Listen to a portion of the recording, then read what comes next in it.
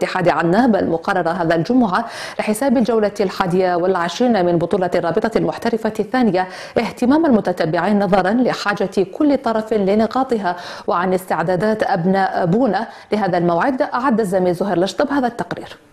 قمة اصطدامية واعدة سيحتضنها ملعب 20 أوت بسكيكدا هذا الجمعة بين الشبيبة المحلية واتحاد عنابة، في مواجهة يعول عليها أبناء بونة على صعوبتها طرد النحس الذي لازمهم خارج القواعد خلال الموسم الحالي في أول تنقل للمدرب الجديد الأخضر عجالي. والله يعني ستان ديربي معروف في الشرق هنايا، ونظن باللي مقابلة مهمة لتحقيق البقاء بأسرع وقت كما دائما قلنا.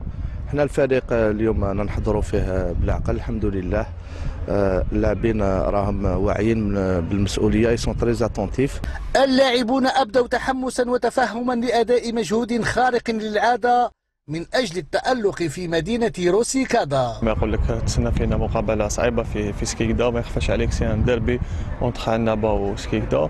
الحمد لله الظروف مليحة نحضروا فيها هنا في عنابة الحمد لله. كما يقول لك ابري لا فيكتور هذيك كونتر سعيدة وين طلعت لنا المورال. سي مازال ما درناش كما نقولوا ان بون ريزيتا ابار البروميي ماتش اللي جبناه من بسكرة، مي ان شاء الله رانا نحضروا روحنا باش نكونوا ان شاء الله احسن في هذه المباريات اللي هم جايين سيرتو خارج الديار، وان شاء الله يكون معنا الحظ ان شاء الله باش نجيبوا ان بون ريزيتا ان شاء الله من سكيكدا ان شاء الله. المباراة ستستقطب اعدادا غفيرة من انصار الفريقين، وفي ظل العلاقات الجوارية الأخوية لا خوف على الروح الرياضية.